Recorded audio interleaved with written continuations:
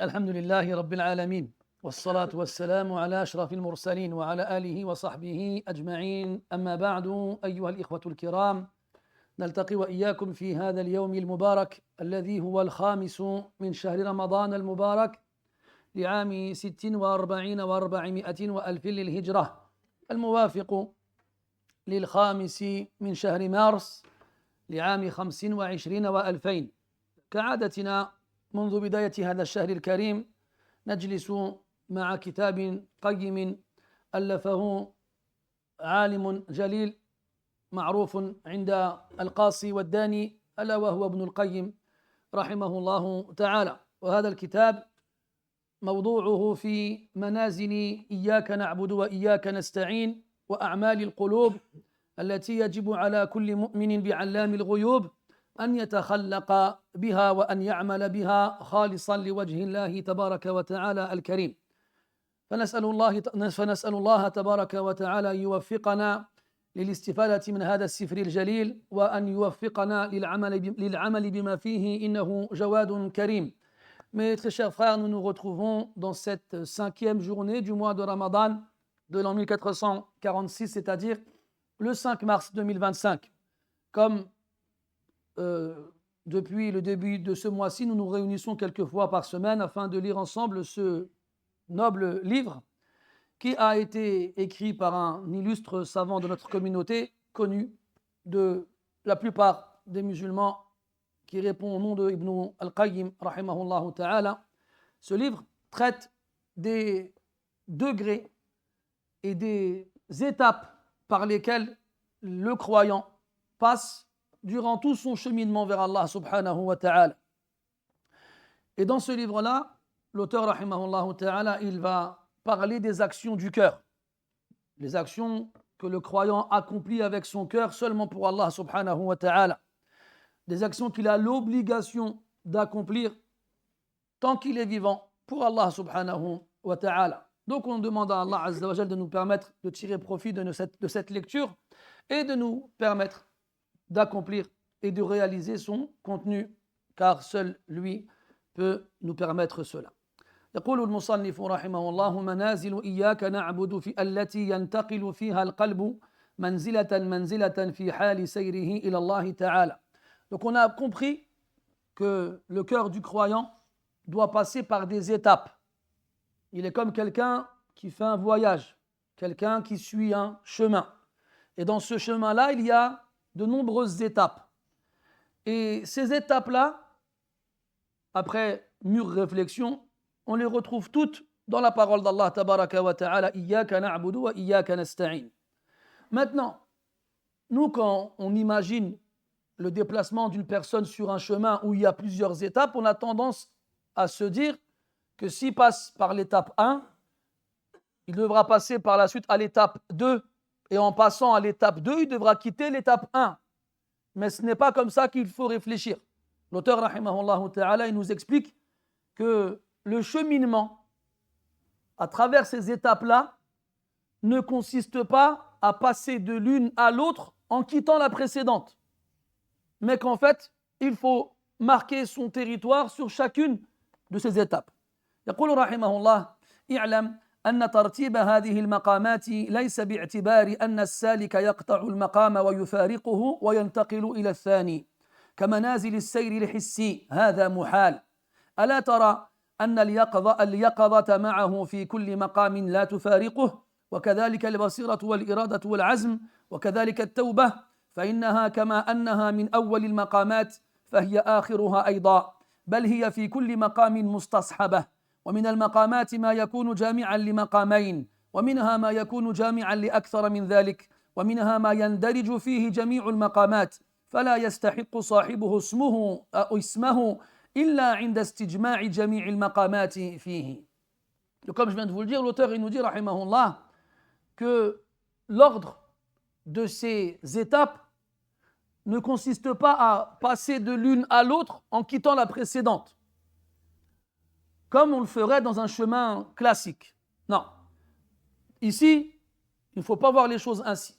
C'est même impossible d'en quitter une pour aller à l'autre. Il faut toutes les les connaître et passer par l'ensemble de celles-ci. Après, il nous donne des exemples qu'il va nommer et qu'on va développer par la suite. Chaque étape, elle a un nom.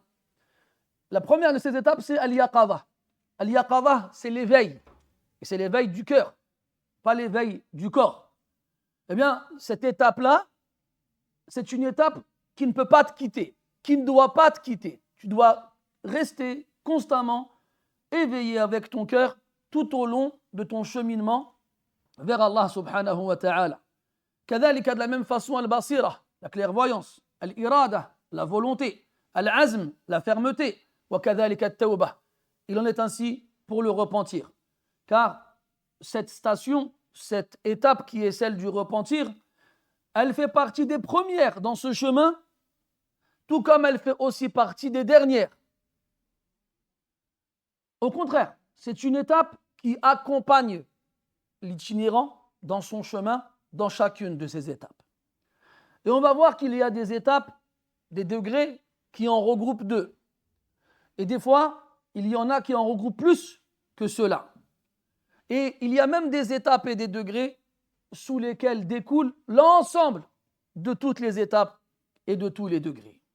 Donc tu ne mériteras le nom d'itinérant, salik. Salik, c'est celui qui marche, qui progresse sur ce chemin, que quand tu auras réuni l'ensemble de ces étapes et de ces degrés. يقول رحمه الله فالتوبة جامعة لمقام المحاسبة ومقام الخوف لا يتصور وجودها بدونهما والرضا جامع لمقام الصبر ومقام المحبة لا يتصور وجوده بدونهما والتوكل جامع لمقام التفويض والاستعانة والرضا لا يتصور وجوده بدونها والرجاء جامع لمقام الخوف والإرادة. Donc là, il donne des exemples. Il dit que Tawbah, le repentir, c'est un degré qui regroupe d'autres degrés. Al-Muhasabah, le fait de se juger soi-même, de faire son propre bilan soi-même. Et ça regroupe aussi le statut, le degré de la peur. On ne peut pas concevoir ou imaginer atteindre le degré du repentir sans ces deux choses-là. Al-Khawf ou Al-Muhasabah, la peur et le fait de se remettre en question tout le temps. Le degré de la satisfaction est un degré qui réunit et regroupe le degré de l'endurance, la patience, la supportabilité et le degré de l'amour. On ne peut pas imaginer atteindre le degré de la satisfaction sans avoir atteint auparavant la patience et l'amour. Et le fait de s'en remettre à Allah Azza wa Jal est un degré qui réunit en lui-même le fait de se sentir totalement dépendant entre ses mains et de rechercher son aide et d'être satisfait de lui.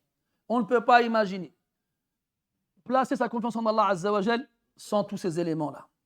Et l'espoir est un degré qui réunit aussi le degré de la peur et le degré de la volonté. On ne peut pas espérer en Allah sans avoir peur de lui et sans vouloir vraiment ce qu'on espère. وكل مقام من هذه المقامات فالسالكون بالنسبة إليه نوعان أبرار ومقربون فالأبرار في أذياله والمقربون في ذروة سنامه وهكذا مراتب الإيمان جميعها وكل من النوعين لا يحصي تفاوتهم وتفاضل درجاتهم إلا الله تعالى. Et chacun des degrés qu'on va voir ensemble, parce que là on est dans une introduction, on présente certains de ces degrés-là, mais on va les voir les uns après les autres, incha'Allah ta'ala. Eh bien, ceux qui progressent dans ces chemins-là se divisent en deux catégories. Al-Abrar, les bienfaisants. Wal-Muqarraboun, les rapprochés. Ce sont eux l'élite des croyants. Inna al-Abrar rafi na'im. Les bienfaisants sont dans un délice et un bonheur absolu. Wal-Muqarraboun, comme Allah les a cités dans Al-Waqi'ah, والسابقون السابقون أولئك المقربون. Ceux qui ont été rapprochés d'Allah tabaraka wa ta'ala au plus haut point. Ces deux catégories-là sont l'élite des croyants. Et dans ces deux catégories-là, eh bien, ceux qui sont supérieurs, c'est le muqarraboun. C'est eux qui ont atteint le sommet, le degré ultime. Wal abrar fi adyalihim. Quant aux abrar, aux bienfaisants, eux, ils sont derrière. Et s'il y a une différence entre les croyants, forcément il y a une différence aussi au niveau de la foi. Donc chacun de ces deux groupes, seul Allah tabaraka wa ta'ala sait quelle est la différence qui sépare ceux qui composent ces groupes-là et quels sont aussi les degrés qu'ils atteignent.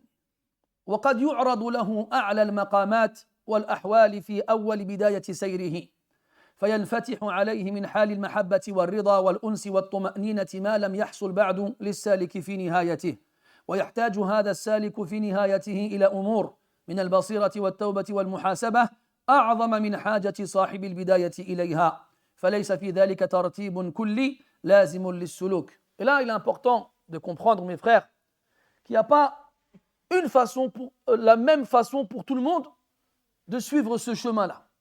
Si les gens ils appartiennent à des degrés différents et à des groupes différents et qui ont des degrés de foi différents, alors il faut savoir que la façon de suivre ce chemin-là variera en fonction de celui qui l'empruntera.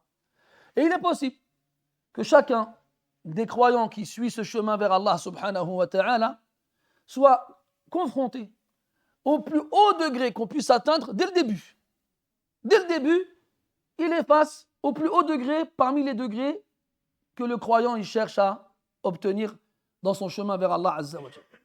Dès le départ, il peut atteindre les plus hauts degrés dans l'amour qu'il a envers Allah Azza wa Jalla et la satisfaction qu'il a de lui et la compagnie agréable qu'il trouve en lui et la sérénité et l'apaisement de son âme.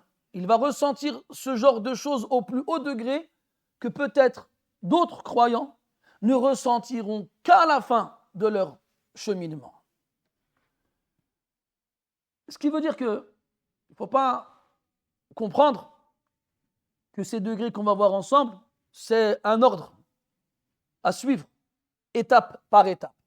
Mais chacun, dans son cheminement vers Allah Azza wa Jal, chacun, dans son cœur, Allah il va lui ouvrir les portes et lui permettre d'atteindre les degrés en fonction des efforts qu'il fournira. Et lorsqu'on arrivera à la fin de ce chemin, et la fin de ce chemin ne sera qu'à la fin de notre vie, car toute notre vie, on va vers Allah subhanahu wa ta'ala.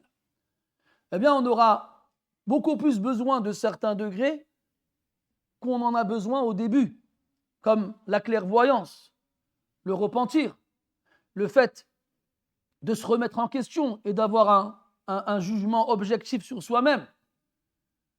Donc, il est important de comprendre qu'il n'y a pas un ordre précis à suivre pour tout le monde.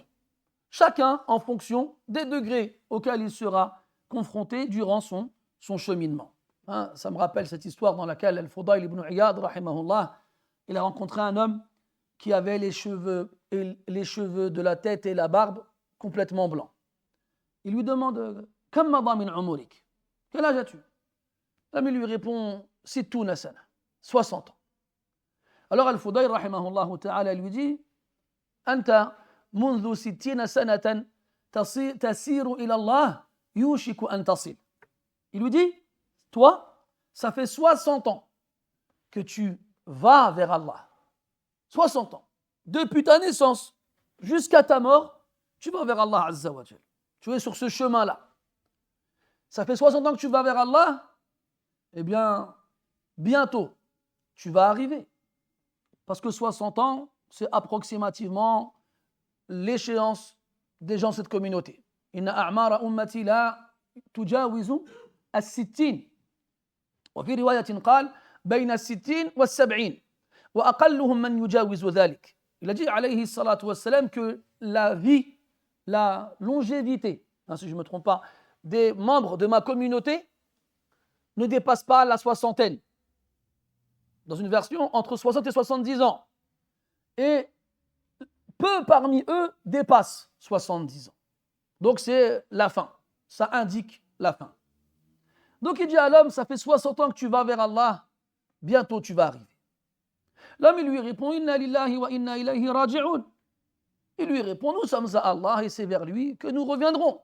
Et c'est à lui que nous retournerons. Al-Fudayl rahimahullah il lui dit, Hal alimta ma'naha? Est-ce que tu sais ce que ça veut dire, ce que tu viens de dire? L'homme il répond, Na'am, ajal. علمت أني لله عبد وأني إليه راجع. Je sais que j'appartiens à Allah en tant qu'esclave et que mon retour se fera à lui forcément.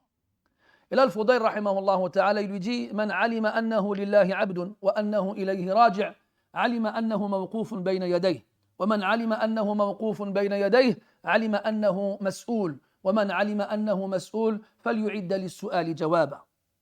Alors le Fudayl lui dit rahimahullah ta'ala, dit quiconque sait qu'il appartient à Allah en tant qu'esclave et qu'il reviendra à lui doit savoir qu'il sera debout devant Allah Azza wa Jal un jour ou l'autre. Et quiconque sait qu'il sera debout devant Allah Azza wa Jal un jour ou l'autre, qu'il sache qu'on l'interrogera. Et quiconque sait qu'il sera interrogé, qu'il prépare dès à présent la réponse aux questions qui lui seront posées. Comment l'homme il a réagi à cette exhortation? Il a pleuré. Il lui dit, oh Fudayl, quelle est la solution pour échapper à cela? فتبسم الفضيل وقال له يسيرة. Et là, le Fudayl, rahimahullah, il sourit et lui dit, elle est simple, cette solution.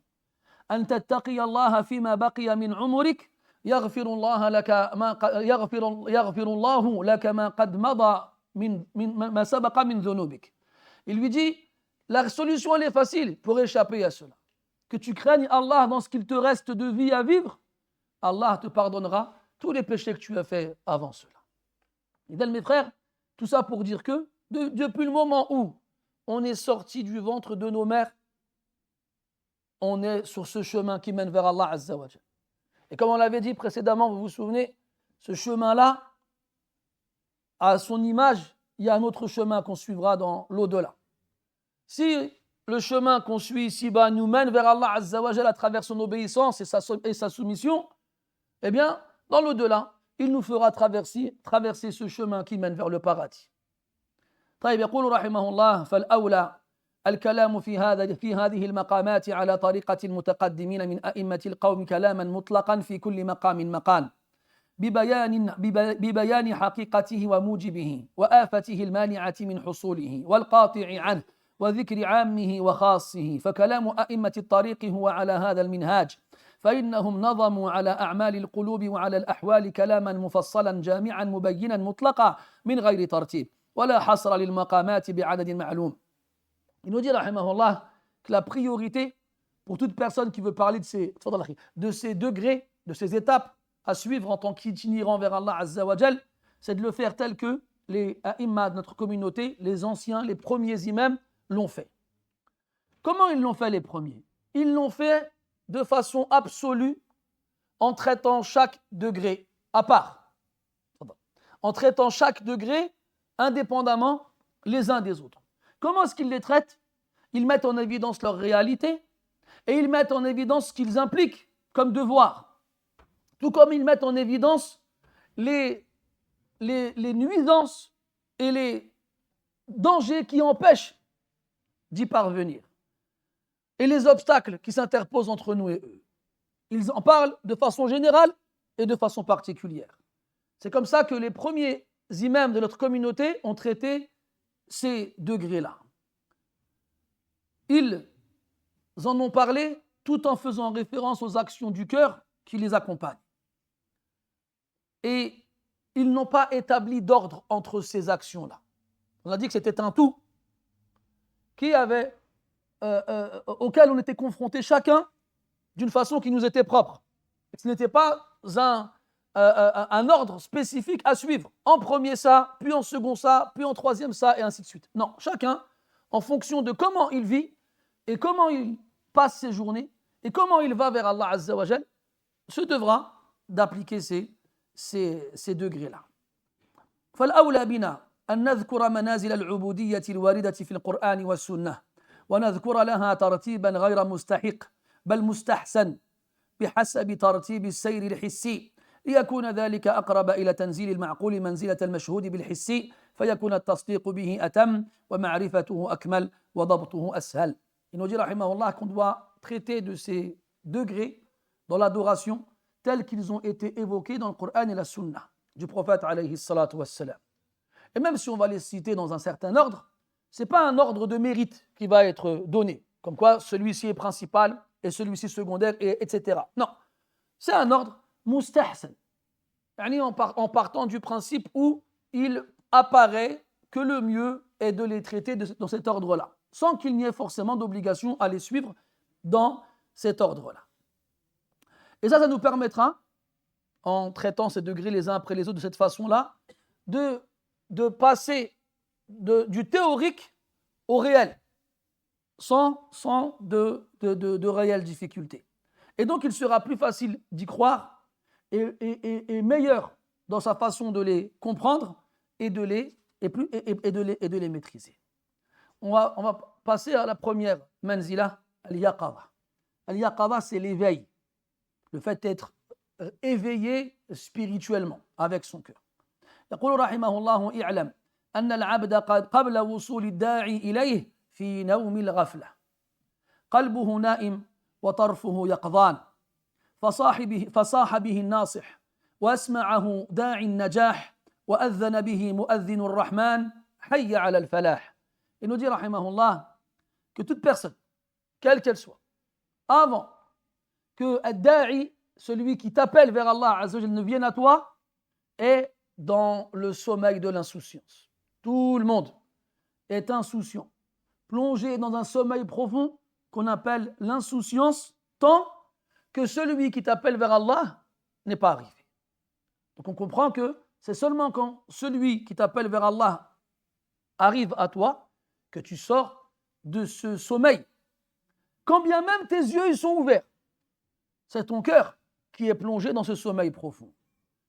Jusqu'à ce que ce conseiller franc et sincère vienne t'appeler à la réussite, comme le fait celui qui appelle à la prière tous les jours quand il dit « Hayya ala al-falah » accourir au succès. فأول مراتب هذا النائم اليقظة والانتباه من النوم. Donc cette personne qui est en train de dormir, et on est tous en train de dormir. جاء في الخبر عن النبي صلى الله عليه وسلم أنه قال الناس نيام فإذا ماتوا انتبهوا وفي رواية استيقظوا. Il a été rapporté dans la narration prophétique que le prophète a dit sallallahu alayhi wa sallam que les gens dorment, les gens sont endormis, et c'est seulement quand ils meurent qu'ils se réveillent.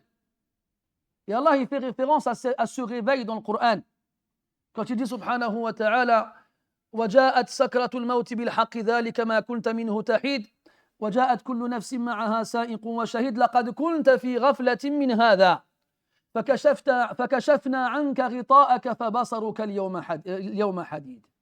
Il dit, tu étais certes dans une insouciance par rapport à cela. Tu étais, quand tu étais vivant. فكشفنا عنك غطاءك. On a levé de toi ce voile qui t'empêchait de voir. فبصرك اليوم حديد. Aujourd'hui, ta vue, elle est perçante. Elle est précise. Et là, ce voile qui est levé, c'est la mort.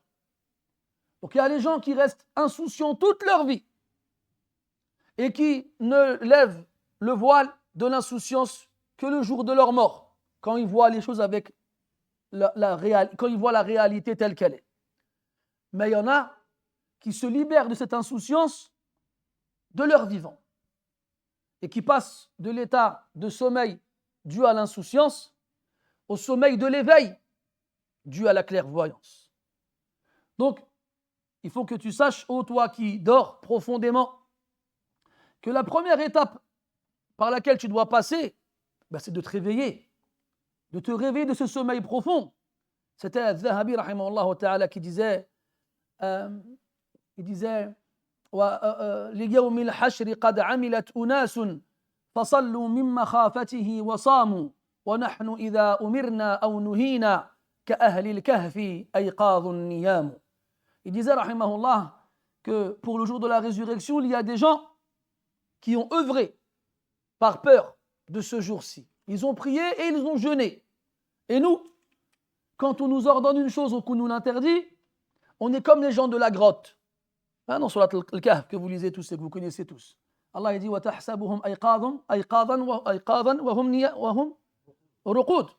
Tu as l'impression qu'ils sont réveillés alors qu'ils sont endormis. Et donc il dit et nous, quand on nous ordonne une chose ou qu'on nous l'interdit, on est comme les gens de la grotte. On est réveillé et endormi en même temps. يقول رحمه الله وهي انزعاج القلب لروعة الانتباه من رقدات الغافلين ولله ما أنفع هذه الروعة وما أعظم قدرها وخطرها وما أشد إعانتها على السلوك فمن أحس بها فقد أحس والله بالفلاح وإلا فهو في سكرات الغفلة فإذا انتبه شمر لله بهمته إلى السفر إلى منازله الأولى وأوطانه التي سبي منها. Il dit, la première des choses qu'on doit ressentir, c'est ce dérangement. Tu vois, quand tu te réveilles, quand tu fais un cauchemar et que tu te réveilles effrayé, gêné, mal dans ta peau, dérangé, eh bien, cette sensation désagréable, tu te dois de la ressentir de ton vivant maintenant, avant que tu ne la ressentes à un moment où malheureusement tu ne pourras pas faire machine arrière. Il faut que tu te rendes compte que tu es endormi si tu veux te réveiller. Et pour te rendre compte que tu es endormi, il va falloir sortir de ce sommeil. Et sortir de ce sommeil-là, il est difficile. Et le seul moyen d'en sortir, c'est cette sensation de dérangement et de peur, comme quelqu'un qui se réveille après un cauchemar. Parce que quand l'insouciant, il vit toute sa vie dans l'insouciance et que le seul moment où il se réveille, c'est le jour de sa mort, il fera face à des scènes tellement effrayantes que faire un cauchemar à côté est une partie de plaisir. Mais là, il ne pourra pas sortir de ce sommeil, parce que ce n'est plus un sommeil, ça y est. Donc cette sensation de dérangement et de peur et de sensation désagréable, on se doit de la ressentir pour sortir du sommeil des insouciants. Et cette peur, tu vois, ce choc quand tu te réveilles, quand tu fais un cauchemar et que tu te réveilles avec les yeux bien ouverts. Là, tu ne vas pas les ouvrir comme ça difficilement, te frotter les yeux. Non, tes yeux s'ouvrent tout de suite.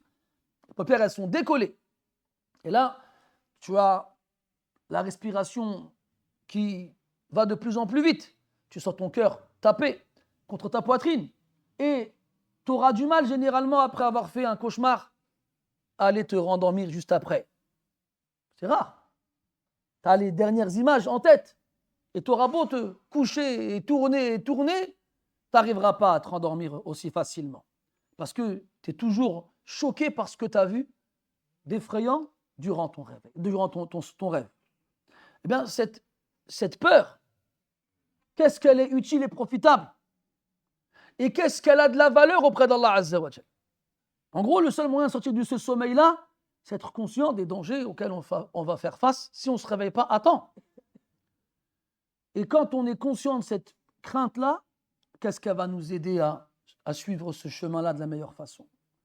Celui qui l'a ressenti, Wallah, Allah il a voulu pour lui la meilleure des choses. Et Allah il a voulu pour lui la réussite et la victoire. Sinon, si jamais de ta vie tu ne l'as ressenti, sache que tu es perdu dans l'ivresse de l'insouciance. Mais lorsque tu te réveilles et que tu sors de cet état de sommeil, alors tu vas retrousser tes manches et tu vas faire preuve d'une volonté pour suivre toutes les étapes de ce chemin qui mène vers Allah tabaraka wa ta'ala. Pourquoi? Pour revenir à notre demeure principale, pour revenir à notre patrie d'origine. C'est quoi? C'est le paradis. Allah il a créé Adam alayhi salam et sa première demeure qu'il a habitée, c'est le paradis. Et la seule chose qu'il a fait sortir, c'est le péché. Et nous, du moment où on sort du ventre de nos mères, on chemine de façon à revenir à cette première demeure qui est la nôtre. Ibn al-Qayyim, dans un poème à lui, il disait فَحَيَّا عَلَى جَنَّاتِ عَدْنٍ فَإِنَّهَا مَنَازِلُنَا الْأُولَى وَفِيهَا الْمُخَيَّمُ. Accourez au jardin d'Éden, car c'est notre première demeure et c'est là-bas que les campements sont installés. Allah dit dans le Coran, Jannatun tajri min tahtiha al-anhar. Il dit يا أيها الذين آمنوا إن تنصروا الله ينصركم ويثبت أقدامكم. Non, c'est avant. والذين قتلوا في سبيل الله فلن يضل أعمالهم سيهديهم ويصلح بالهم ويدخلهم الجنة عرفها لهم. Il les fera rentrer au paradis, il leur fera reconnaître. Qu'est-ce que ça veut dire? Ça veut dire, mes frères, que si Allah il nous compte parmi ceux qui y entreront et y vivront pour l'éternité, eh bien, à partir du moment où tu auras posé ton premier pied, ton premier pas, au paradis, tu sauras instinctivement et naturellement quel chemin prendre pour aller chez toi. Prophète dit sallallahu alayhi wa sallam, la ahadukum, ma ahadukum, bi a'lama bi sabilihi ila baytihi min ilmihi bi sabilihi ila baytihi fil jannah. Ou comme qala alayhi salatu wa sallam. Prophète dit dans le hadith que l'un d'entre vous ne connaît pas mieux le chemin qui le ramène chez lui ici-bas que le chemin qui le ramènera chez lui au paradis. Pourquoi, mes frères? Parce qu'on va juste y revenir, en fait. On va y revenir. Parce qu'à la base, c'est notre principale demeure. Ibn Mas'ud radiyallahu anhu, il disait La rahata lil jannati hatta yada'a rahlahu fil jannah. La rahata lil mu'mini hatta yada'a rahlahu fil jannah.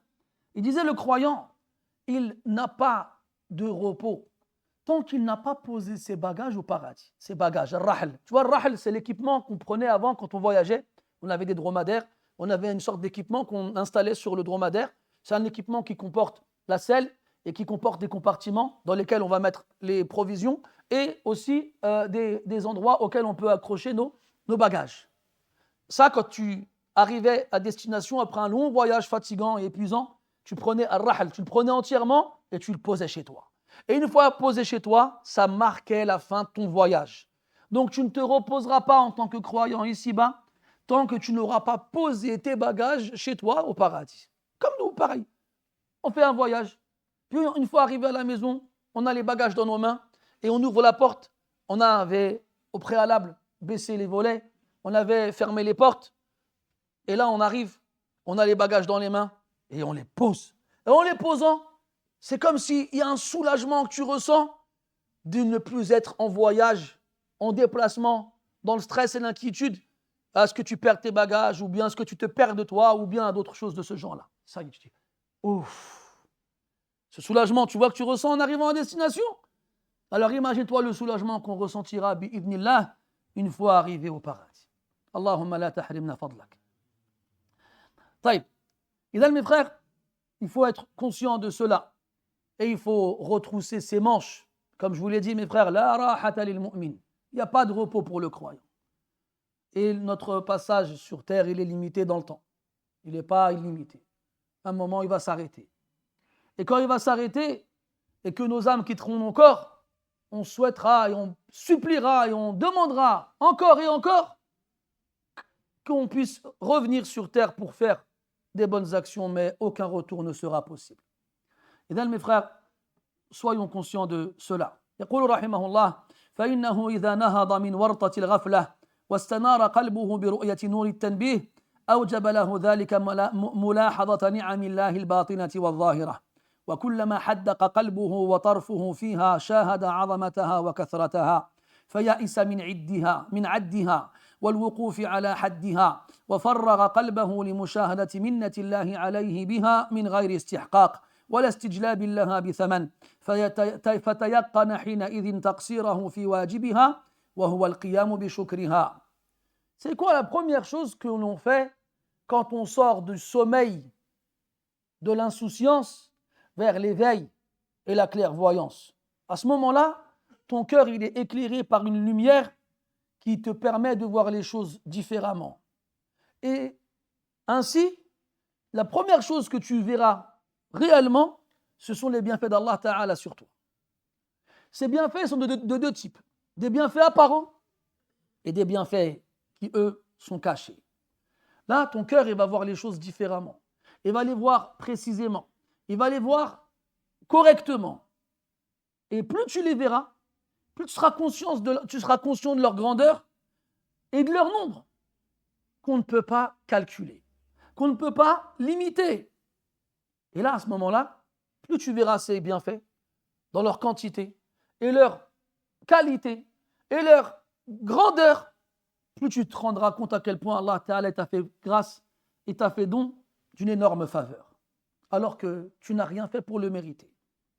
Tu n'as rien donné en échange pour en bénéficier. Et donc à ce moment-là, tu prendras conscience d'autre chose, c'est à quel point tu es négligent dans ta façon de remercier Allah pour tous ses bienfaits. À quel point tu n'as pas fait ce qu'il fallait pour montrer ta gratitude et ta reconnaissance envers lui pour tous ces bienfaits qu'il t'a donnés. Al-ghafla, mes frères, elle nous empêche de voir les bienfaits d'Allah Ta'ala sur nous. On va en voir certains qui sont évidents pour tous.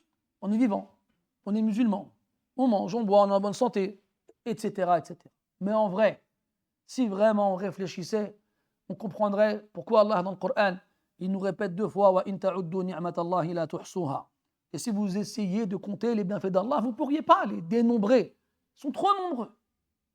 Et normalement, quand Allah il nous répète ça 2 fois, ça doit nous faire prendre conscience que si on ne peut pas les compter, c'est qu'ils sont trop nombreux. Et s'ils sont trop nombreux, comment réussir à être reconnaissant envers Allah pour tous ces bienfaits-là? Allah ne dit pas dans le Coran washkuru ni'matallahi in kuntum iyyahu ta'budun, et soyez reconnaissants envers les bienfaits d'Allah si c'est vraiment lui que vous adorez. Est-ce qu'on a été vraiment reconnaissant envers Allah Azza wa Jal pour cela? Pourquoi tu nous dis dans un hadith sallallahu alayhi wa sallam qu'on a tous des mafasil, des articulations, 360, tous, et que pour chacune de ces articulations dans notre corps, on est redevable envers Allah Azza wa Jal d'une sadaqa, tous les jours, tous les jours. Est-ce qu'on fait 360 sadaqas tous les jours pour ces articulations-là? Et en plus, Allah il nous a facilité la tâche. Parce que quand il demande à ce qu'on fasse une aumône en guise de remerciement, ce n'est pas seulement ou forcément une aumône pécuniaire. Je vais donner de l'argent ou nourrir quelqu'un ou lui donner des vêtements. Non, une bonne parole est une aumône, dire alhamdulillah est une aumône, ila akhiri. Et regroupe toutes ces aumônes-là tous les jours, faire rak'atayn dans la matinée. Faire 2 unités de prière dans la matinée. Avec la sourate que tu veux, avec le verset que tu veux. Ça va te prendre combien de temps, billah alayk? 2 minutes? Mais billah alaykoum, mes frères, qui fait cette prière-là tous les matins? Et celui qui ne fait pas cette prière-là, est-ce que vous pensez qu'il fait suffisamment d'aumônes pour s'acquitter de sa dette envers Allah subhanahu wa ta'ala? Ça, mes frères, c'est que pour les articulations. On a tous essayé quand on était petits, pour certains, il n'y a pas longtemps, de faire un concours de yeux ouverts. Tu vois, on se regarde, Mohamed et moi, il dit, le premier qui cligne des yeux, il a perdu. Le premier qui cligne des yeux, il a perdu. Après, il y en a, ils vont se faire souffrance, ils vont rester comme ça pendant 2 minutes, mais à la fin, on voit l'expérience, et à la fin, il ne peut pas rester comme ça, c'est impossible. Il doit fermer ses yeux. Pas. Est-ce que tu comptes, toi, le nombre de fois que tu clignes des yeux? Je ne demande pas dans la journée, dans la minute. Est-ce que tu es conscient, rien que du fait que ces 2 paupières qui se ferment automatiquement sans que tu aies besoin de réfléchir? Par exemple, là, si je veux déverrouiller mon téléphone, je vais devoir prendre mon téléphone, faire quelque chose. Là, je vais faire marcher mon esprit, mon corps, mes nerfs, etc. Mais il y a des choses qu'on a en nous, dans le corps, instinctivement, elles se passent sans qu'on ait besoin de les programmer ou de réfléchir. Quand tu respires, tu ne réfléchis pas à respirer, ça se fait instinctivement. Quand tu vas dormir, tu continues de respirer, tu n'arrêtes pas de respirer quand tu vas dormir. Combien de choses dans notre corps, rien que de notre corps, mes frères, rien que de notre corps. Il y avait un homme, chez les anciens, un pieux, un vertueux. Il pensait que le niveau de foi qu'il avait atteint lui permettrait de supporter n'importe quelle épreuve. Il en était convaincu. Alors, dans un excès de folie ou d'ignorance, il a levé les mains vers Allah et il a dit « Ya Allah, éprouve-moi avec ce que tu veux. » Subhanallah. Éprouve-moi comme tu veux. Et en gros, il sous-entend, quelle que soit l'épreuve que tu me feras subir, moi je suis tellement un bon croyant que je saurais faire face. Comment Allah il l'a éprouvé? Il l'a éprouvé bihabsil bawl fi ihlilihi. Il l'a éprouvé en bloquant son urètre le canal par lequel l'urine passe, et il ne pouvait plus uriner. Et il a ressenti une douleur comme jamais de sa vie il a ressenti. Habsul baoul. Et il se roulait par terre de douleur. Une douleur insupportable. Il a dit, ah Allah, je retire. Il n'a pas dit je retire, mais tu as compris. Ya Allah, j'ai compris, ne m'éprouve pas avec rien. Et Allah, il l'a guéri. Tu vois, des choses basiques, banales. Uriner. Un enfant, un bébé qui n'a aucune conception de ses capacités, il va le faire. Toi, en grandissant, tu vas comprendre que tu as des muscles qui s'appellent les sphincters, que tu vas contracter pour ne pas uriner n'importe quand et n'importe où. Et quand tu as besoin d'uriner, ben, tu urines. Et tout va bien. Et tu ne te poses pas la question de ci, de ça. Mes frères, moi j'ai connu quelqu'un, alhamdoulilah, il est toujours vivant, il a attrapé une maladie, si je me trompe, c'est le syndrome de Crohn. C'est un problème dans les intestins. Et en fait, chaque fois qu'il mange, il a du mal à digérer, il ne peut pas aller aux toilettes à Kalamakumullah. C'est-à-dire qu'il fait, toujours il vomit en fait. Enfin, il ne sait pas vomir lui. Constamment, il vomissait. Constamment. C'est une sorte de tumeur qui s'installe, je ne sais pas, je ne me souviens plus exactement, mais en gros, il y a une sorte de bactérie qui se siège dans le gros intestin. Et en fait, qu'est-ce qu'ils faisaient les docteurs? Ils lui coupaient une partie de les intestins pour qu'il en soit guéri. Mais cette bactérie, elle n'arrêtait pas de revenir à chaque fois. Le frère était maigre comme un clou. Je me rappelle une fois, j'étais en Umrah avec lui. C'était pendant le Ramadan. On était un groupe de frères. Et nous, le soir, c'était pamper up. C'était, voilà, on se faisait plaisir, on mangeait bien. Et lui, on nous regardait comme ça, et réel. On buvait des boissons gazeuses. Et, on rotait comme des lions dans la savane. Et lui, il nous regardait comme ça. Et il m'a dit cette phrase-là, qui m'a marqué jusqu'à aujourd'hui. Il m'a dit, vous savez, je vous envie quand vous rôtez. Il m'a dit, moi, je ne peux pas rôter. Moi. Il m'a dit, si je rote, je vomis. Et quand je l'ai regardé comme ça, moi, je savais qu'il était malade. Il me l'avait déjà dit avant. Mais quand il m'a dit cette phrase-là, j'ai pris conscience de l'épreuve qu'il traversait. Il a dit, je vous envie quand vous rôtez. Nous, on était comme ça. On leur dit des crapauds dans un lac. Tous en train de boire nos canettes de Pepsi ou nos canettes de je sais pas quoi. Et lui, il était comme ça. Il ne se rend pas compte. Est-ce que toi, tu te rends compte, toi, de ça? On ne s'en rend pas compte. Donc, comment tu veux être un esclave reconnaissant envers Allah Ta'ala quand tu n'es même pas conscient des bienfaits qu'il t'a donnés? Donc, le premier degré dans l'étape de l'éveil, c'est d'ouvrir les yeux sur les bienfaits d'Allah Azza wa Jal. Et donc, en ouvrant tes yeux sur les bienfaits d'Allah Azza wa Jal, tu ouvres tes yeux sur ta négligence vis-à-vis de la gratitude dont tu dois faire preuve envers lui. قال رحمه الله فأوجب له شهود تلك المنة والتقصير نوعين جليلين من العبودية محبة المنعم واللهج بذكره وتذلله وخضوعه له أو تذلله وخضوعه له وإزراءه على نفسه حيث عجز عن شكر نعمه فينظر إلى ما سلف منه من الإساءة ويعلم أنه على خطر عظيم فيها مشرف على الهلاك بمؤاخذة صاحب الحق بموجب حقه فإذا طالع جنايته شمر لاستدراك الفارط بالعلم والعمل وتخلص من رق الجناية بالاستغفار والندم وطلب التمحيص وهو تخليص إيمانه ومعرفته من خبث الجناية. Quand tu es conscient maintenant, après t'être réveillé, de Al-Minna. Al-Minna, mes frères, c'est un mot qui, à mon avis, n'existe pas en français. Après, c'est dû sûrement au fait que je ne connaisse pas cette langue complètement, mais en arabe, Al-Minna, c'est le fait de rappeler à celui à qui tu as fait du bien, le bien que tu as fait. Dans le Coran, Allah Ta'ala dit يَمُنُّونَ عَلَيْكَ أَنْ أَسْلَمُوا قُلْ لَا تَمُنُّوا عَلَيَّ إِسْلَامَكُمْ بَلِ اللَّهُ يَمُنُّ عَلَيْكُمْ أَنْ هَدَاكُمْ لِلْإِيمَانِ. Dans le verset, Allah Ta'ala dit لَا تُبْطِلُوا صَدَقَاتِكُمْ بِالْمَنِّ وَالْأَذَى. Al-Minna, c'est rappeler à celui à qui tu as fait du bien, le bien que tu as fait. Et pour les humains entre eux, c'est une chose détestable.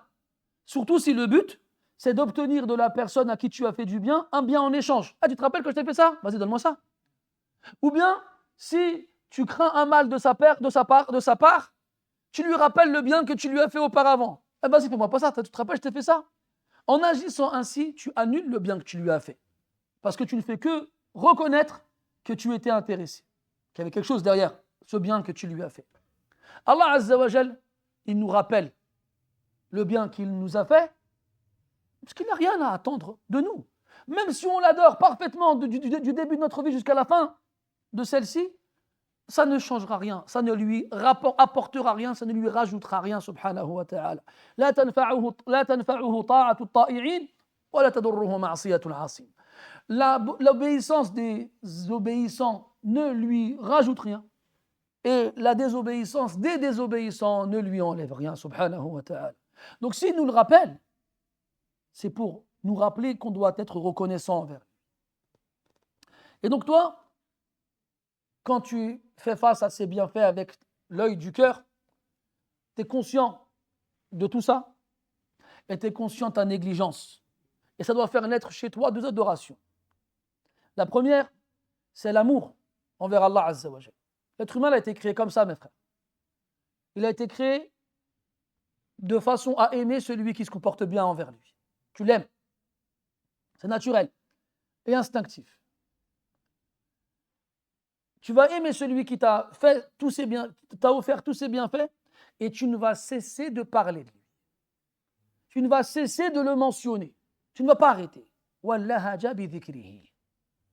Et tu vas t'humilier devant lui et te rabaisser devant lui. Et la deuxième chose, c'est que tu vas être conscient de ta réalité. Tu vas te voir, toi, avec les yeux, tu vas te regarder, avec un regard méprisant. Tu vas te considérer comme étant inférieur et misérable. Pourquoi? Parce que tu vas prendre conscience que tu es incapable d'être reconnaissant envers Allah Azza wa Jal comme il le faut. Tu vas regarder tout ce qui s'est passé avant, tout ce qu'Allah t'a donné, tout le bien dont il t'a fait profiter et tout le mal dont il t'a épargné. Et tu vas en même temps te rappeler tout le mal que toi, tu as fait. Et toutes les fois où tu lui as désobéi. Et là, tu vas te dire, oh là là, je suis face à un danger terrible. Il m'a donné, il n'a cessé de me donner. Et moi, je n'ai pas cessé de lui désobéir et de m'éloigner de lui. Tu vas prendre conscience que tu es en danger. Si tu meurs maintenant, tu vas prendre conscience que si Allah Ta'ala, il te juge pour tous ces bienfaits-là, tu ne pourras pas répondre comme il le faut. Dans des hadiths, quand il nous dit sallallahu alayhi wa sallam que la première chose qu'Allah nous demandera, quand il nous jugera, avant de nous demander, yu'arrifuna ala ni'ami, il va nous faire reconnaître ses bienfaits. Ne t'ai-je pas donné la vie, la santé, l'argent, une femme, des parents, des enfants? Ne t'ai-je pas guidé vers le droit chemin? Ne t'ai-je pas laissé vivre en sécurité? Etc., etc. Et tu n'auras d'autre choix que de reconnaître. Tu diras oui, c'est vrai. Oui, c'est vrai. Alors Allah il te dira, Mada amilta fiha. Qu'est-ce que toi tu as fait en échange de ces bienfaits que tu as toi-même reconnus? Et là, le croyant dira, Ya Allah, je t'ai adoré, et je t'ai obéi, et j'ai fait, et j'ai fait. Mais l'autre, il dira quoi, billah alaykum. Alors, à ce moment-là, quand tu es conscient de ton crime, la première chose, le premier réflexe que tu dois avoir, c'est retrousser tes manches pour rattraper ta négligence à travers la science et les actes. Parce que tu ne peux pas rattraper ce manque sans science ni action. Tu ne peux pas agir, ça n'a pas de science. Et donc tu vas essayer de te sauver de l'asservissement de ce crime à travers la demande de pardon et le regret. Et tu vas demander à travers tes actes à être purifié, à purifier ta foi en étant conscient de l'impureté de tes méfaits. يقول رحمه الله وهذا التمحيص يكون في الدار الدنيا بأربعة أشياء. Et là, mes frères, écoutez, ce qui va suivre est très, très important. Là, l'auteur, il va nous donner, il va nous faire savoir, il va nous faire connaître de quelle façon on va réussir à se purifier de l'impureté du crime commis. C'est quoi? C'est l'ingratitude et l'insouciance et la désobéissance face à ces bienfaits incalculables. Il y a que ici-bas, mes frères, la purification, elle se fait de 4 façons. يقول رحمه الله بالتوبة والاستغفار والحسنات الماحية والمصائب المكفرة فإن محصته هذه الأربعة وخلصته كان من الذين تتوفاهم الملائكة طيبين يبشرونهم بالجنة وكان من الذين تتنزل عليهم الملائكة عند الموت ألا تخافوا ولا تحزنوا وأبشروا بالجنة التي كنتم توعدون نحن أولياؤكم في الحياة الدنيا وفي الآخرة ولكم فيها ما تشتهي أنفسكم ولكم فيها ما تدعون. Il y a 4 moyens ici-bas de se purifier de notre négligence et insouciance vis-à-vis des bienfaits d'Allah Ta'ala sur nous.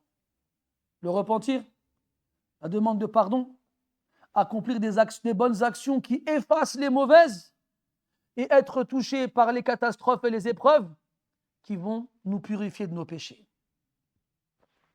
Si tu es purifié par ces 4 choses-là, tu feras partie de ceux que les anges feront mourir dans le meilleur des états, en leur annonçant le paradis.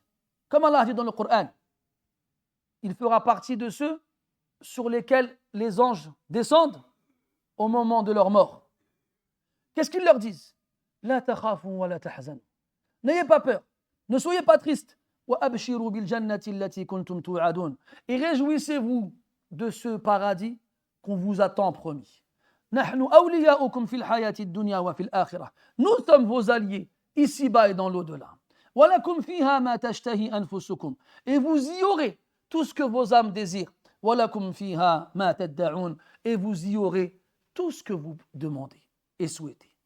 ثم قال رحمه الله وإن لم تفي هذه الأربعة بتمحيصه وتخليصه فلم تكن التوبة نصوحا وهي العامة الشاملة الصادقة ولم يكن الاستغفار كاملا تاما وهو المصحوب بمفارقة الذنب والندم عليه. هذا هو الاستغفار النافع لا استغفار من في يده قدح المسكر يقول أستغفر الله ثم يرفعه إلى فيه. ولم تكن الحسنات في كميتها وكيفيتها وافية بالتكفير ولا المصائب وهذا إما لعظم الجناية وإما لضعف الممحص وإما لهما ممحص في البرزخ أو محص في البرزخ بثلاثة أشياء. Il a dit l'auteur rahimahullah, si tu n'as pas pu être purifié par les 4 éléments précédemment cités, on a dit quoi? Tawba, le repentir, al-istighfar, la demande de pardon, al-hasanat al-mutahhira ou al-mukaffira, les bonnes actions qui vont, al-mahia, qui vont effacer les mauvaises, wal-masa'ib al-mukaffira, et les catastrophes qui te touchent toute ta vie, tous les jours, qui vont te libérer de tes péchés. Si, pendant ton passage sur terre, ces 4 choses ne suffisent pas à te purifier, déjà la première question c'est pourquoi? Comment est-ce qu'il est possible que ces 4 choses-là ne suffisent pas à te purifier? Il a dit, si le repentir, il n'est pas franc, il n'est pas honnête, il n'est pas sincère. Et quand est-ce que le repentir, il est franc, il est honnête, il est sincère? Quand il est véridique.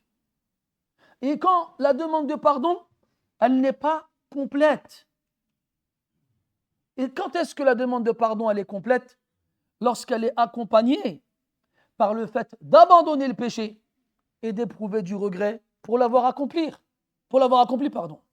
C'est ça le vrai istighfar. C'est ça la demande de pardon qui est utile et profitable. Pas la demande de pardon de celui qui a dans la main un verre de vin et à chaque fois qu'il prend une gorgée, il dit « Oh Allah, pardonne-moi » puis il recommence la fois d'après. Ça, ce n'est pas une demande de pardon sincère. Et Al-Hasan al-Basri, rahimahullah ta'ala, disait Inna istighfarana yahtaju ila istighfar. Notre demande de pardon a besoin d'une demande de pardon.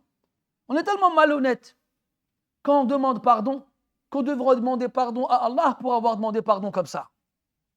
Comment est-ce qu'on veut alors que notre demande de pardon elle soit profitable et utile? Il dit que les bonnes actions qu'on a faites, elles sont insuffisantes, soit dans leur quantité, soit dans leur qualité, pour effacer les péchés qu'on a faits. Quant aux catastrophes qui nous arrivent, elles n'ont pas été suffisantes pour nous purifier de nos péchés. Pourquoi? Soit parce que les péchés qu'on a accomplis sont trop graves pour être effacés par ces catastrophes-là, soit parce que celui qui est touché par ces catastrophes-là, il est trop faible. Il est trop faible dans sa façon de supporter la catastrophe qui le touche. Parce que, mon frère, la catastrophe, elle va effacer tes péchés quand tu feras preuve de résignation, de patience, d'endurance.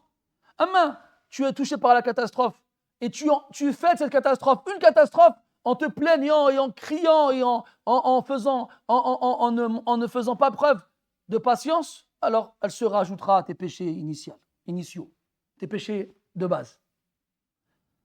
Alors, à ce moment-là, qu'est-ce qui reste? Il a dit, on a vu d'abord maintenant deux choses. Une chose, pardon. Si jamais on ne peut pas être purifié par ces quatre choses-là pour les raisons évoquées, alors il a dit, il nous reste trois moyens d'être purifié fil barzakh. C'est quoi le barzakh? Le barzakh, c'est le nom qu'on donne à cette étape intermédiaire entre la mort et la résurrection. C'est une étape première dans le monde de l'au-delà, le monde des âmes, le monde auquel on va accéder après la mort. Et à la base, le mot barzakh en arabe, il fait référence à une barrière. Le barzakh, ça fait référence à une barrière qui sépare deux choses. Et le barzakh sépare ce bas monde de l'au-delà, même s'il fait partie de l'au-delà, sauf qu'on n'est pas encore ressuscité. Donc dans ce monde-là, après la mort, quand on sera enterré, il nous reste trois moyens d'être purifiés si on n'a pas été purifié par les quatre premiers ici-bas. يقول رحمه الله أحدها صلاة أهل الإيمان عليه واستغفارهم له وشفاعتهم له. الثاني تمحيصه بفتنة القبر وروعة الفتان والعصرة والانتهار وتوابع ذلك. الثالث ما يهدي إليه إخوانه المسلمون من هدايا الأعمال. Il y a trois façons dans ce monde intermédiaire, ce monde des âmes, d'être purifié de ce qu'on a cité précédemment. La première, c'est les du'a que les croyants feront pour toi après ta mort. Pour ça, après, tu insistais sur le fait d'avoir des enfants vertueux. Aw waladin salihin yad'u lahu. Parce que quand tu vas mourir, qui va se rappeler de toi? Qui va penser à toi? Si ce n'est les gens les plus proches de toi. Et généralement, dans l'ordre des choses, à moins qu'il ne se passe des imprévus, eh bien, les parents, de par le fait qu'ils soient plus âgés que nous, meurent avant nous. Et nous mourrons avant nos enfants. Donc techniquement, la principale personne qui pensera à toi après ta mort, ce sont tes enfants.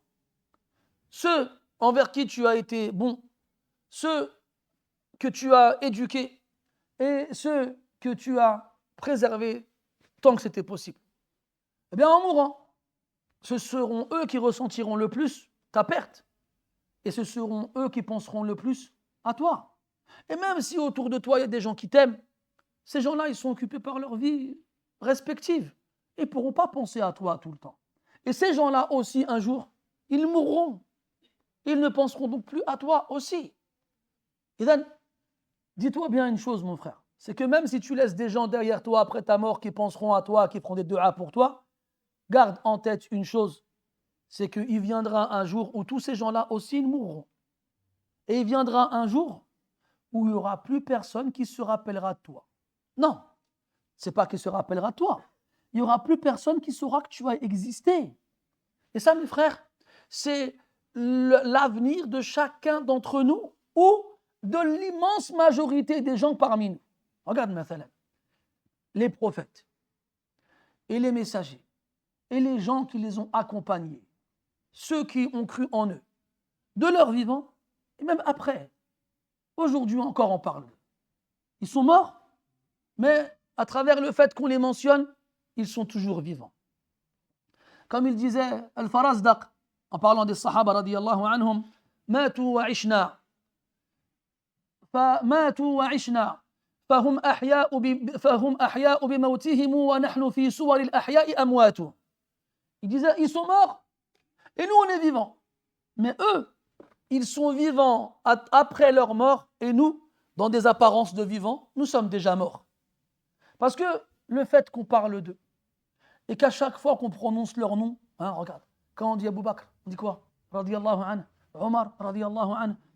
Et quand on parle de Mohammed ibn Sirin, on dit rahimahullah. Quand on parle de Malik ibn Anas, on dit rahimahullah, etc., etc. C'est des gens, leur nom ne quitte pas la bouche des croyants. Ça fait des siècles qu'ils sont morts. Et pourtant, à travers les récits de leurs exploits durant leur vivant, c'est comme s'ils étaient toujours vivants. Il y en a, mes frères, ils sont morts il y a quelques semaines, quelques mois, quelques années. Ils ont disparu. Plus personne ne parle d'eux. Ça y est. Ils sont relégués au rang des oubliettes et des oubliés. Et plus jamais personne ne parlera d'eux. Et il y a pire que ça, et c'est la dernière catégorie, ceux qui n'ont laissé derrière eux que des méfaits.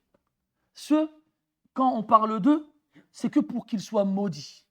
C'est que pour qu'on parle de leur mal.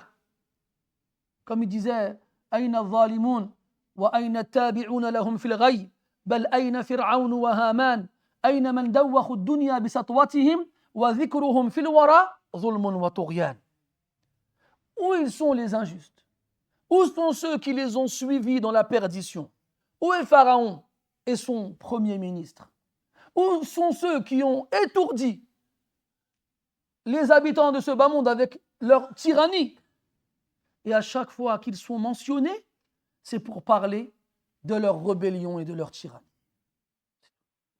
Chaque fois qu'on parlera d'eux, ce sera pour parler de leur mal. Donc il y a trois types de gens, mes frères. Donc comment ils vont advenir, ou qu'est-ce qu'ils vont devenir, après leur mort. Il y a ceux dont Allah immortalisera leur mention après leur mort et fera qu'à chaque fois qu'on parle d'eux, ce sera en bien et on implorera la miséricorde d'Allah Ta'ala pour eux. Puis il y a l'opposé, ceux qui n'ont fait de leur passage sur terre qu'un moyen d'accomplir les pires des actions et qui n'ont laissé dans la mémoire de l'humanité que leurs actions et qu'à chaque fois qu'ils seront mentionnés, c'est dans la malédiction et dans la colère et la haine. Et on a entre ces deux-là la majorité des gens sur terre. Ils viennent, ils apparaissent dans ce bas monde, ils y restent quelque temps, puis ils disparaissent dans l'indifférence totale. Puis leur mention subsiste proportionnellement au nombre de gens qui les connaissaient. Puis un jour ou l'autre, les gens qui les connaissaient soit les oublieront, soit disparaîtront à leur tour. Et à ce moment-là, plus personne ne parlera de toi, fait dunya. Tu te rends compte, c'est comme nous aujourd'hui, là maintenant, il y a des milliards d'êtres humains, ils sont venus avant nous, on n'a aucune information à leur sujet. On ne sait pas. Ils étaient où? Ils ont vécu quand? Qu'est-ce qu'ils ont fait? On ne sait rien. On ne sait rien. Tu vois, les archéologues qui font des fouilles, ils trouvent des squelettes. Alors, qu'est-ce qu'ils font? Ils les examinent. Ils essayent de les dater. Ah, il est mort de telle façon. Et après, tu peux être le meilleur des scientifiques. Tu peux regarder dans son ADN. Tu ne sauras pas comment il s'appelle. Tu ne sauras pas quand il s'est marié à quel âge. Tu ne sauras pas ce qu'il a fait dans sa vie. Tu ne sauras pas. Il a disparu. Il a été enterré et sa vie, elle a été enterrée avec lui. Subhanallah. Et donc, mes frères, il y a un des moyens qui nous permet d'être purifiés dans ce monde intermédiaire, si on n'a pas pu se purifier par les 4 moyens ici-bas, c'est que les gens, les croyants qui nous ont connus, fassent des du'a pour nous et demandent pardon pour nous. Et le jour de la résurrection, intercèdent en notre faveur. La deuxième, c'est d'être purifié par l'épreuve de la tombe. Dans la tombe, il y a 2 anges qui vont venir avec une apparence effroyable, terrifiante. Ils vont nous terroriser et nous effrayer. Et ils vont nous interroger. Eh bien, cette épreuve est en soi-même un moyen d'être purifié. Cette peur ressentie en les voyant, elle aussi est un moyen d'être purifié. Après, il dit wal asra wal intihar. C'est quoi l'asra? L'asra, c'est daghtatul al-qabr. Le prophète sallallahu alayhi wa sallam, quand il a enterré Sa'd ibn Mu'adh radiyallahu anhu, il est resté devant sa tombe comme ça, silencieux. Puis il a dit aux sahaba radiyallahu anhum, inna lil qabri daghtah, law naja minha ahadun la naja minha Sa'd. Il a dit la tombe, elle a une pression, elle s'écrase sur elle-même avec sur son occupant. Il dit la tombe, elle a une pression. Si quelqu'un avait dû y échapper, ça aurait été Sa'd ibn Mu'adh radiyallahu anhu. Cette pression, les savants l'interprètent de différentes façons.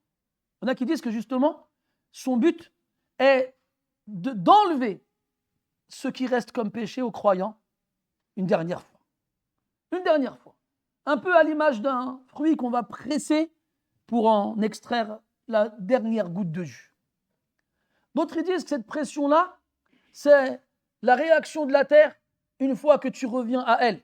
Car c'est d'elle que tu as été créé. Minha khalaqnakum wa fiha nu'idukum. Et comme la mère qui retrouve son enfant après une longue séparation, elle le serre fort contre elle. Et Allah Ta'ala, il sait mieux. Mais dans tous les cas, selon certains savants, cette darta, cette pression, elle a pour but de nous purifier des péchés qui nous restent. Wa tawabi'u dhalika, et tout ce qui suit cela. La troisième chose, ce sont les bonnes actions que tes frères croyants ils t'offriront la récompense après ta mort. Des gens, ils meurent et, comme on l'a dit tout à l'heure, soit on fait des du'as pour eux, soit on demande à Allah, il leur pardonne, ou bien soit on va faire des bonnes actions. On va faire des nawafil, des prières surérogatoires, des aumônes, le pèlerinage, le grand ou le petit. On va lire le Coran, creuser des puits, etc., etc., etc. Et on va avoir l'intention d'offrir la récompense de cette action à l'âme de ce défunt. Ça, c'est aussi un moyen d'être purifié de ses péchés dans ce monde intermédiaire.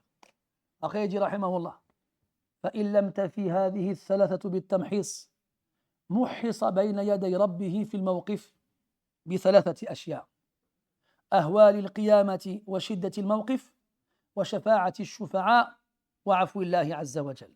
Il dit, si jamais ces 3 moyens dans le monde intermédiaire ne suffisent pas pour être purifiés totalement de notre négligence et insouciance et manque de reconnaissance face aux bienfaits d'Allah Azza wa Jal sur nous ici-bas, alors il nous restera encore le jour de la résurrection. 3 moyens ce jour-là pour être purifiés de ce qu'il nous reste comme trace de ce péché. Ahwal al-qiyamati wa shiddati al-mawqif. Les affres de la résurrection et les situations terribles à supporter en attendant le jugement.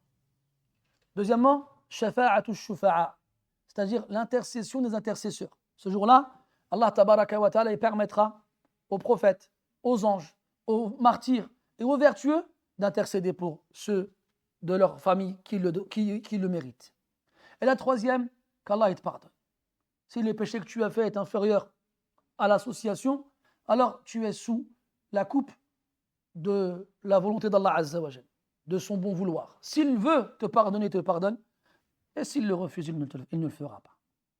Après, il dit, rahimahullah, فَإِن لَمْ تَفِي هَذِهِ الثَّلَاثَةِ بِتَمْحِيصِهِ فَلَا بُدَّ لَهُ مِنْ دُخُولِ الْكِيرِ رحمة في حقه ليتخلص ويتمحص ويتطهر في النار فتكون النار طهرة له وتمحيصا لخبثه ويكون مكثه فيها على حسب كثرة الخبث وقلته وشدته وضعفه وتراكمه فإذا خرج خبثه وصفي ذهبه وصار خالصا طيبا أخرج من النار وأدخل الجنة. الله أكبر. Là, la dernière étape, mes frères.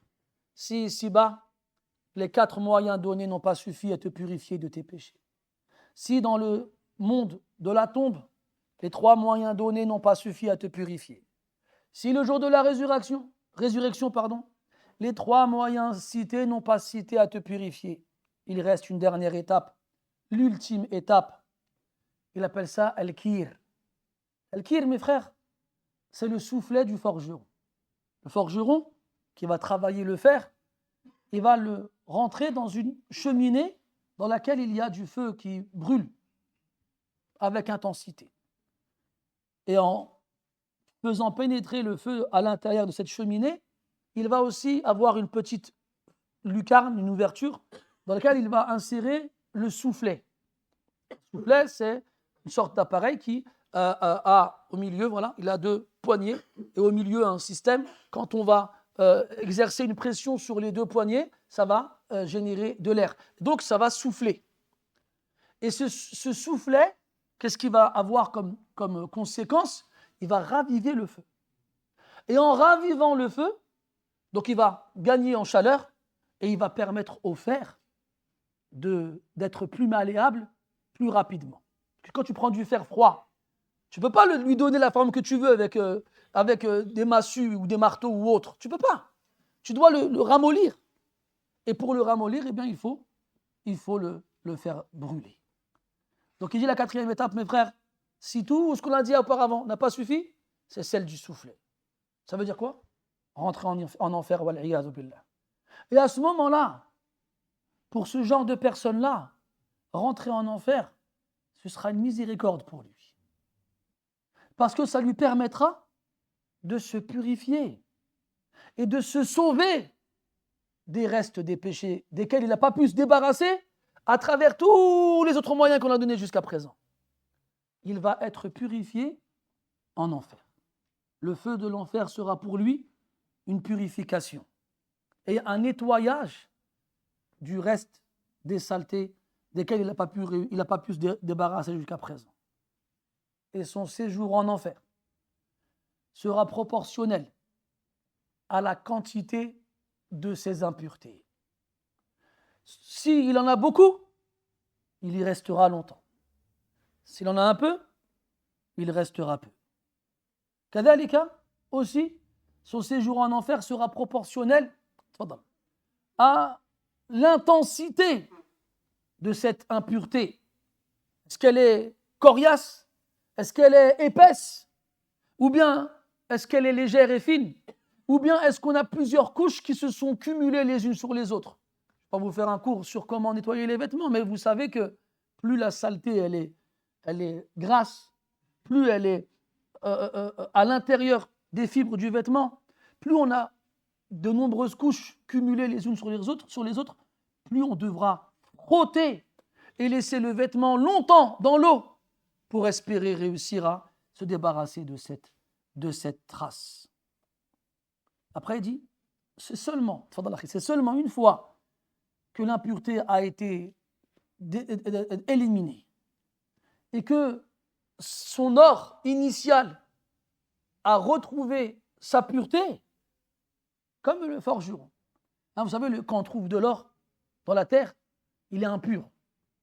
Et justement pour le purifier, on va le faire passer dans cette cheminée et on va le frapper pour le débarrasser de ses impuretés. Donc c'est seulement là où son or il va se purifier. C'est seulement là où il va redevenir bon et pur. Et c'est là qu'il sortira de l'enfer. Et c'est seulement là qu'il rentrera au paradis.